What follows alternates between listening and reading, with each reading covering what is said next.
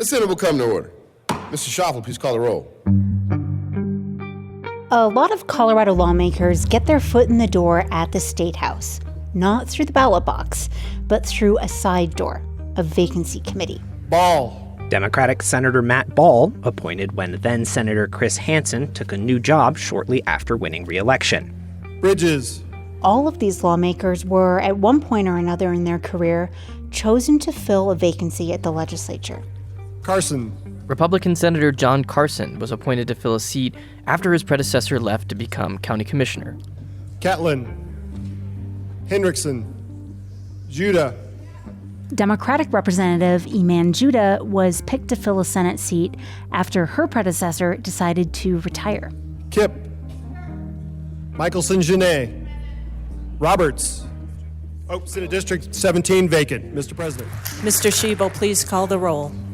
Basenecker. Brown. Representative Kyle Brown was appointed to fill the seat of a lawmaker who resigned while facing criminal charges for not living in the district she was elected to represent. Clifford. Froelich. Garcia. Jackson. Joseph. Lindsay. Linstead. Rutanell. Woodrow. Weinberg. Representative Ron Weinberg was appointed to his seat after his predecessor unexpectedly died.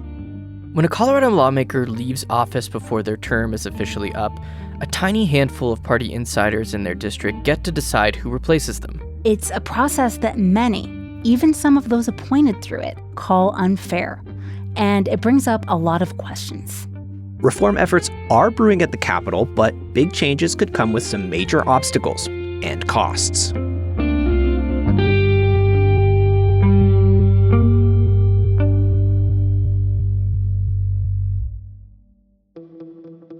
This is Purplish from CPR News and the Colorado Capital News Alliance, a show about Colorado politics, policy, and the 2025 state legislature. I'm Benta Birkeland. I'm Lucas Brady Woods from KUNC. And I'm Jesse Paul from the Colorado Sun. For 7 years, I've been tracking vacancy appointments at the State House, with an eye toward helping Coloradans understand a process that determines who represents hundreds of thousands of people at the state capitol. We're talking about what? Basically 1 in 4 or 1 in 5 lawmakers in any given year landing a State House job through an appointment? That's right. This year, there's actually about 25% of the current legislature who became a representative or senator through a vacancy committee. That's a lot, especially when you consider these people are supposed to be elected by the general public.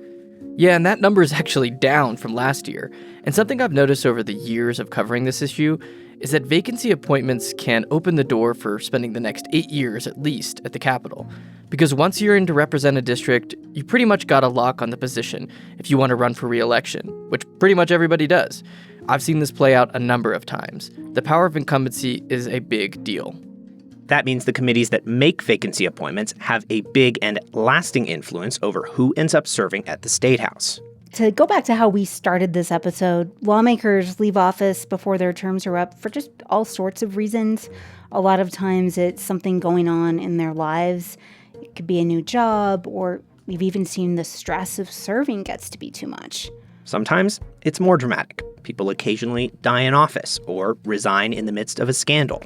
Whatever the reason, with this much turnover, there does have to be a way to fill seats without waiting for the next general election. But it feels like a lot of people in the political world, especially at this moment, are increasingly critical of how Colorado does this. Definitely. I think that criticism has picked up in the past couple of months, with a few resignations in particular, lawmakers stepping down after they were just elected to 4-year terms at the Capitol, really raising concerns in a new way. Those resignations are making people consider just how undemocratic this process might really be. In this episode, we're going to explain how Colorado fills vacancies now, why that approach is coming under so much fire, and what reform could look like. So let's take it away. Before we can get into how people want to change Colorado's process for filling these vacancy positions, let's lay out what the current process is right now.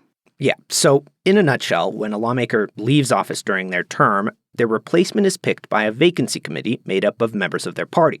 So if the lawmaker who resigns is a Republican, the vacancy committee is all Republicans. If it's a Democrat, it's all Democrats. One thing worth pointing out in this process, though, is that a big percentage of Colorado voters are registered unaffiliated. So that means they don't have a voice in picking these replacements. Yeah, actually, about half of the state's voters are unaffiliated. But it goes even beyond that. You can't just be any old Republican or Democratic voter to participate. To be able to participate in the vacancy committee, you basically have to be a political insider. You have to go to your local caucus and be picked as a precinct-level leader. I feel like a lot of people don't even know caucuses are still a thing because we as a state have stopped using caucuses to pick presidential nominees, but they are still around. Yeah, voters did away with presidential caucuses in Colorado a few years ago because everyone getting together on a single night in a church or a school to pick candidates really excludes a lot of people. If you've got a job or a kid, you might not be able to show up. So it's a kind of self-selective process. Yeah. But the caucuses still happen for stuff like this, and they are a huge time suck. Hours of speeches and wrangling and votes, they're pretty awful, and they're usually only attended by the most passionate of party members. I like to think of it as if you took a bunch of Democrats and Republicans and you boiled them for a few hours, you kind of get the people who are left, the most extreme partisans. And that means if the members of these vacancy committees tend to be these party diehards like you just said, their vacancy selections often reflect that. Exactly. Although for those political nerds out there... Nerd. Just so you don't come trying to correct me, you can also get on a vacancy committee through the party's every other year reorganization process, but that process has its roots in the caucuses. So, yeah, caucuses are key. I have no life, I know. Well, none of us really do, I don't think. I love how Lucas is just nerd. I mean, I'd have to say my eyes glaze over when anyone says party reorg process, you know? Right.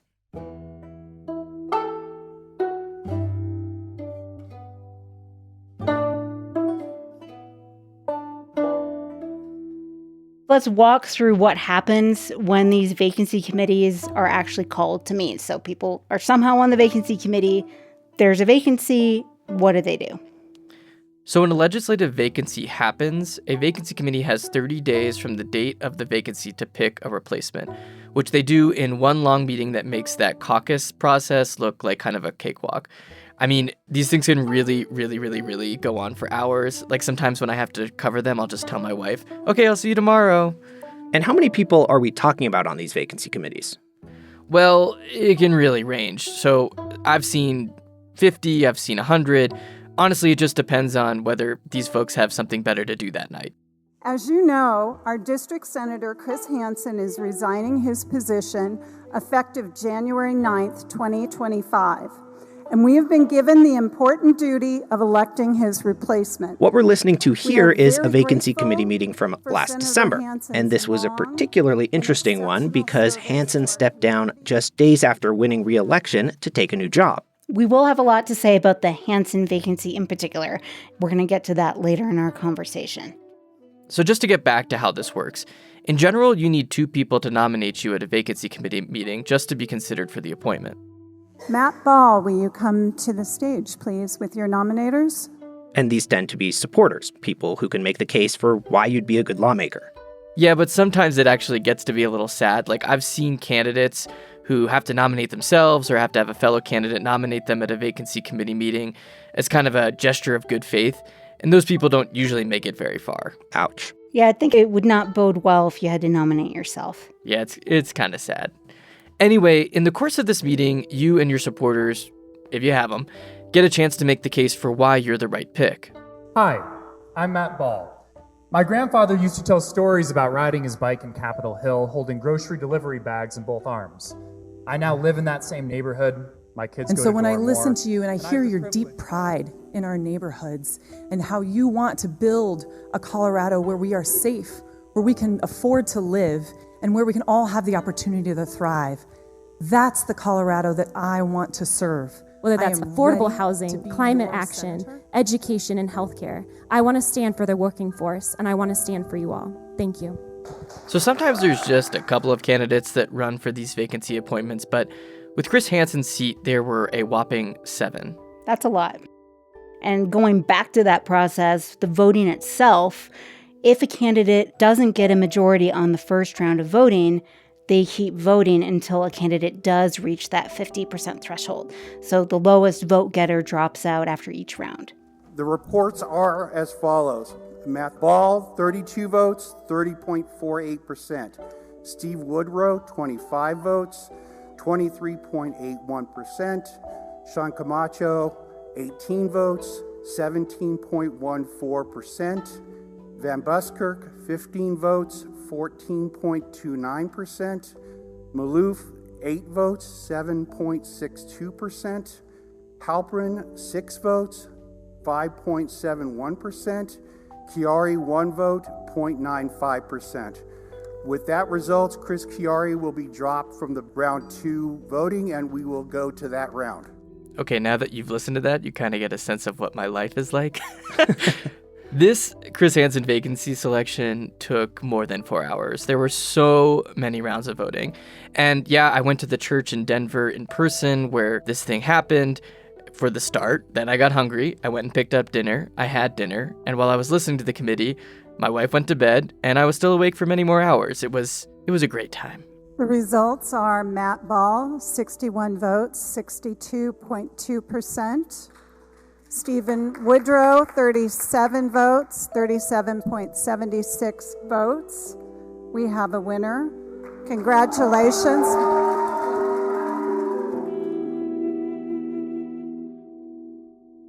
The big takeaway you get from listening to these is what a different path this is to becoming a lawmaker than going through an election. Instead of appealing to the public in your district, your only voters are in this little group of faithful party members. And instead of having months to make your case during a campaign, this is just one evening. Well, it's one evening plus all the relationships and alliances you've managed to cultivate beforehand. A lot of candidates make this into a mini election. They'll knock on vacancy committee members' doors and hound them for votes. It can get kind of intense. I mean, that just speaks even more to what a closed process this is. Yeah, and just the condensed time frame as well. We're talking a month while they're doing all this. And this all seems like a great point to end on as we turn to looking at why there is finally enough pressure at the state capitol to try to significantly make some changes to this process. This is Purplish from CPR News and the Colorado Capitol News Alliance. As we mentioned early on, how Colorado fills vacancies at the statehouse is rubbing people on both sides of the aisle the wrong way. Jesse, you've been covering this for 7 years. My hat's off to you. But does it feel like during that time that people are viewing this issue differently? I didn't know much about the vacancy committee process in Colorado until 2018 when I started to notice that there were a whole bunch of lawmakers getting to the Capitol through the process. And then I started digging and realized just how many lawmakers were vacancy appointed. Even the speaker that year, Casey Becker, got her start at the Capitol through a vacancy appointment. So it was kind of like first pointing out that there's an issue, there it is, you see it. And then after that, people started paying attention, and there's been this growing movement to come up with a better process. I mean, honestly, even in just the last 3 years that I've been here, it feels like the concerns have been growing.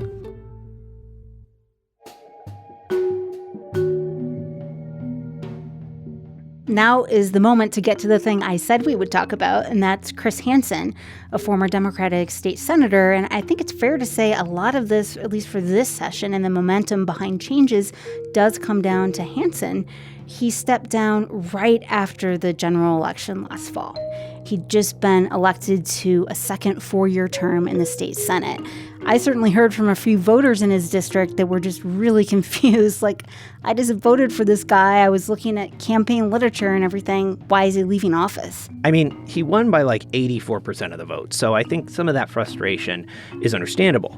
But he also ended up frustrating his colleagues because of how he handled it and how cagey he was. Yeah, and that kind of just put a big spotlight on his departure. I mean, Chris Hansen was kind of a big deal. He ran for Denver mayor. He helped write the state budget several times.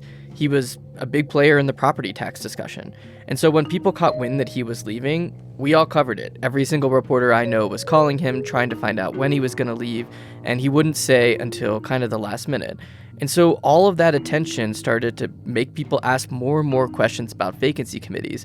And the one thing I've learned about vacancy committees is the more you tell people about them, the more concerns they have.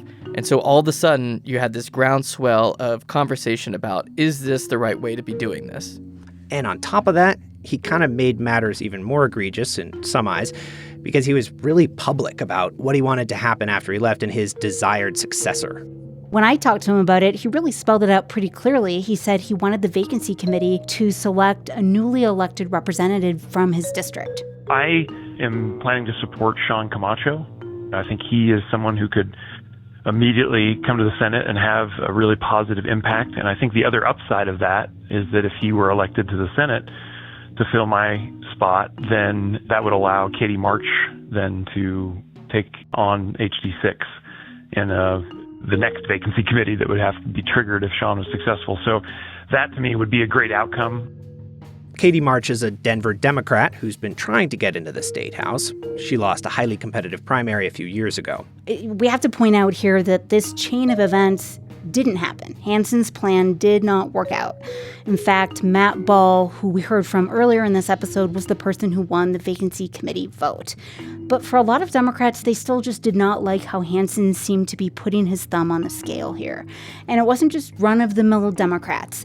It came from high levels within the party, including Shad Murib. He is the Democratic State Party chair.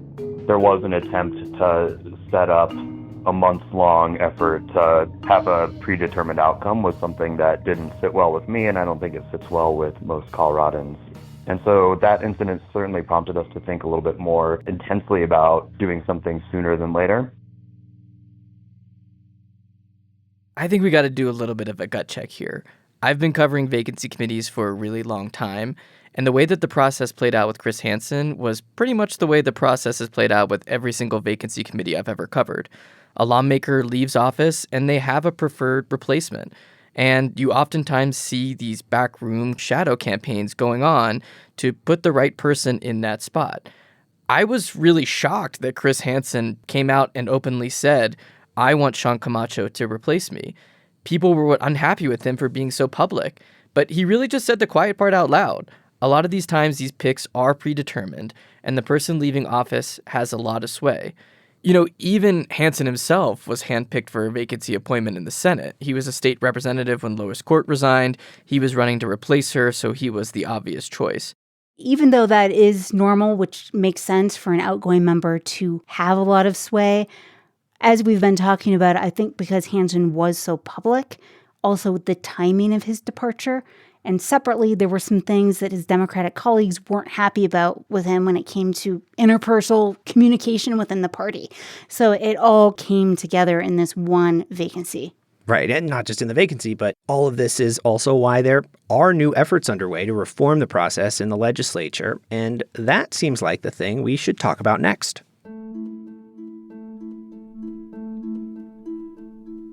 Before we get to what's being talked about this year, it's worth saying there have been some reforms and attempts at reforms in recent years.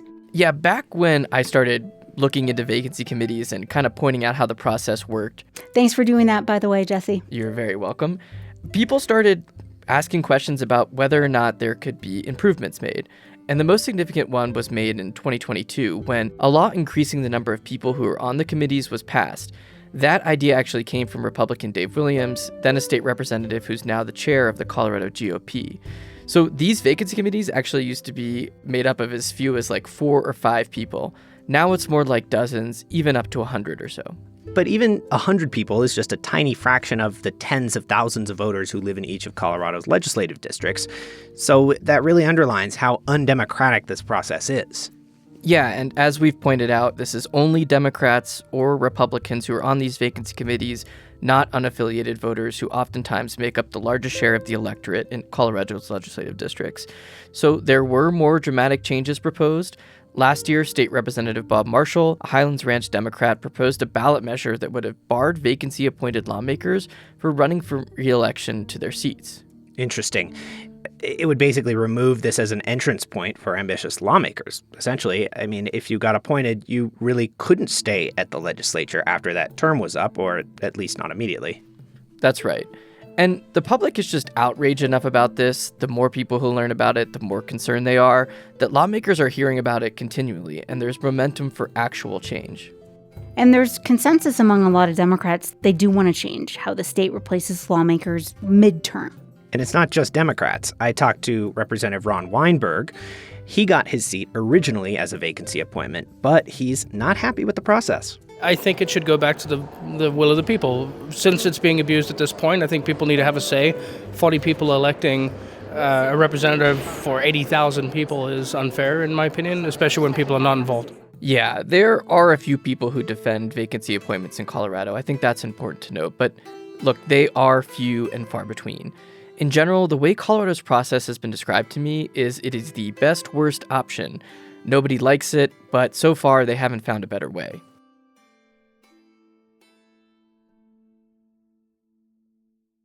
Colorado is pretty unusual, right, in how we do this? Yes. Colorado is a weirdo, just like Lucas. So, thanks, Jesse. You're welcome. It is just one of a handful of states that handle appointments by a partisan committee. In other parts of the country, though, county commissions or the governor are responsible for filling legislative vacancies. I mean, I definitely don't see lawmakers of either party, especially Republicans and even a lot of Democrats, being okay with county commissioners, or especially the governor making these appointments. And honestly, if people are worried it's not democratic enough, this puts the decision into even a smaller set of hands. County commissioners, that's 3 people typically, and then the governor is 1 person. That's right. And honestly, those people might not even want this responsibility because of all the political blowback that it could bring.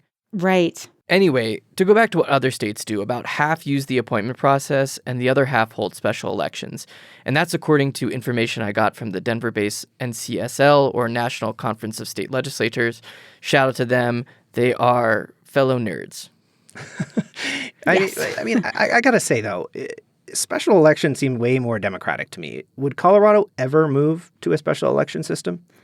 I don't see enough support for that. Yes, I guess you could argue, yes, it's more democratic, but look at the amount of money that costs. We're in a very tight budget year. Mm-hmm. And then think about participation. I mean, wouldn't that be extremely low for a special election for a state legislative seat? Yeah, I don't think anyone in Colorado wants another election. People are already complaining about how long the ballots are right now. And because a special election is a slower process than a vacancy committee, it could mean that people go without representation at the statehouse for a longer period of time. The legislative session, you got to remember, is only 120 days long each year. So there's a scenario where a district could go unrepresented at the Capitol for a whole year if we move to special elections. But I have heard of at least one state that sort of does both. They hold a vacancy committee right away to fill the seat, and then in 60 or 90 days or something, they'll hold a special election so that the voters can fill that seat for good. I think that's just another system that's worth highlighting. I mean, all of this does kind of highlight, though, what's good about how Colorado currently does it. Vacancy committees, cheap, quick, and they do involve more than just a direct appointment from one person like a governor. That's right. And it's not like the people who are appointed via vacancy committee are like backbenchers. Some of them are involved in really big policies at the Capitol. Some of them go on to be in leadership and help write the state budget. I don't think there's any difference of like, ooh, you came in through a vacancy versus not in terms of quality of their time at the Capitol and what they can achieve. They're not like the kid in high school that gets transferred mid-year. Okay, so if special elections aren't really on the table in Colorado, let's talk about what lawmakers are considering here. One thing I'm hearing from the Democratic side is that they want to make the current system more transparent and also to let more people participate in a vacancy committee. So Shad Murab, who's the Democratic Party chair, has been one of the people really taking the lead on this. We're focused on creating a more inclusive process that makes those committees bigger and also puts some transparency into the campaign finance requirements of these candidates, of which currently there are none.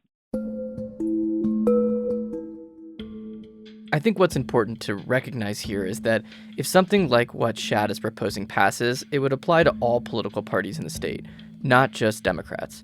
And Republicans have their own ideas on this, but the reality is that Democrats are in charge at the Capitol, so ultimately this is kind of up to them. On the idea of how to make these vacancy committees bigger, one thing Shad said was you could have every elected official who's a member of that departing member's party on the vacancy committee. So that would certainly make things interesting, I think, for elected officials. I don't know if they'll go that route. And one other thing I'm also looking out for is whether Republicans will be on board with whatever Democrats propose here. I don't have an indication yet that they're working closely with Republicans or there's consensus, but it'll be fairly technical. And like you pointed out, Jesse, whatever may pass this session is going to apply to all political parties, not just Democrats. And it's going to affect tens of thousands of voters across the state.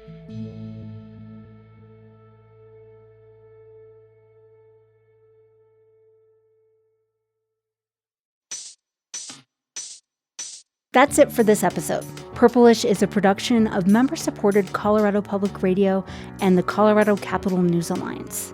The CCNA is a collaboration between KUNC News, Colorado Public Radio, Rocky Mountain PBS, and the Colorado Sun, with support from news outlets throughout the state.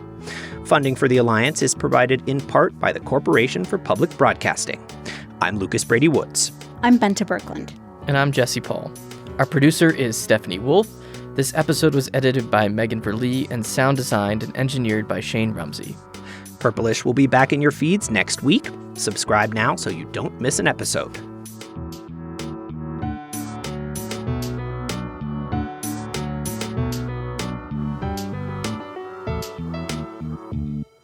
This is Purplish from CPR News and the Colorado Capital News Alliance.